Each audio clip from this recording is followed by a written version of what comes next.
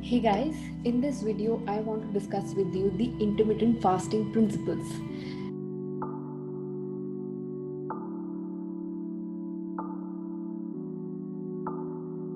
Intermittent fasting. So first thing first, what you should be doing is you should be thinking about reducing your carbohydrate content in your diet. Okay, when you reduce your carbohydrate intake, what happens is your body is going to start using the stored fat. So first thing is reduce your carbohydrate intake. In fact, use all the efficient or a good source of carbohydrate in your diet. Stick to low glycemic index food like poha, upma. These options are going to be really good in terms of increasing your carbohydrate intake through good sources. You can have quinoa as well instead of your rice.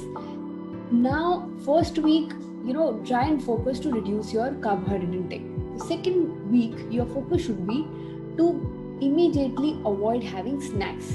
Get into 3 meals plan. So for example, if you had a routine to have your breakfast, then a mid-meal, then lunch, then a mid-meal, then dinner. So what you do is start having 3 meals a day, a breakfast, a lunch, and a dinner. Then gradually what you do is introduce something called as evening fast. Like for example, what you do is have your last meal at 6 p.m. or 7 p.m.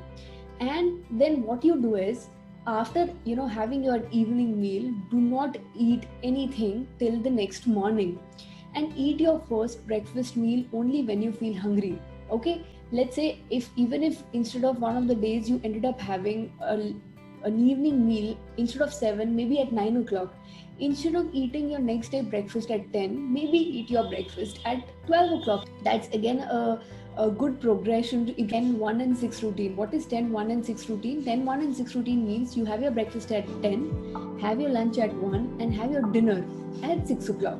And from post 6 o'clock onwards, you're introducing a fasting window for your body. Okay, then what you do is in the next preceding week, move to 10:6 routine. When I say 10:6 routine means have your breakfast meal at 6, have your evening meal at 6, and between your 10 to 6, you're doing an 8 hour of fasting, and between 6 to 10, you are doing a 16-hour of fasting. So it's a 16:8 routine of eating plan. In fact, when it comes to eating, I always recommend people to make sure that when you look at your plate, it has a component of every macro that should be included. When I say macro included means you have some portion of carbohydrates, some nuts, maybe some good fats, and a portion of protein. So when you're eating a wholesome meal, your body can sustain fasting for a very long time. And the last, it's also one of the ways to introduce fast to your body is OMAD diet. OMAD is 1 meal a day, wherein you're introducing your body with 23 to 24 hours of fasting.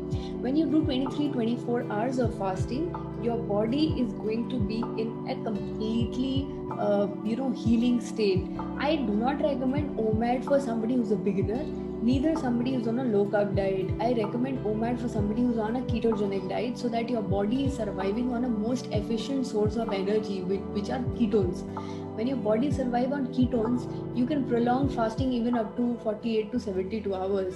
So these are the steps how you can do intermittent fasting. Next comes is when you are introducing fasting to your body, there are certain things which are very important and crucial that you should include in your diet. First are salts, second electrolytes, third potassium and magnesium, which you can get it through vegetables, and of course vegetables themselves. So when you're going to eat a wholesome meal which has vegetables, a protein source, some nuts, some fat, what is going to happen? Your body is going to survive extremely good on good sources of energy. And potassium and magnesium are very important to sustain the fast as well. Otherwise, you're going to start getting symptoms of dizziness or maybe tingling sensations. So if you're going to include good sources of vegetables, because your number of meals have reduced, so you require the similar nutrition in 2 meals a day. So try and make sure that your vegetables are multiple sources as well as sufficient amount as well. I'll see you in the next video.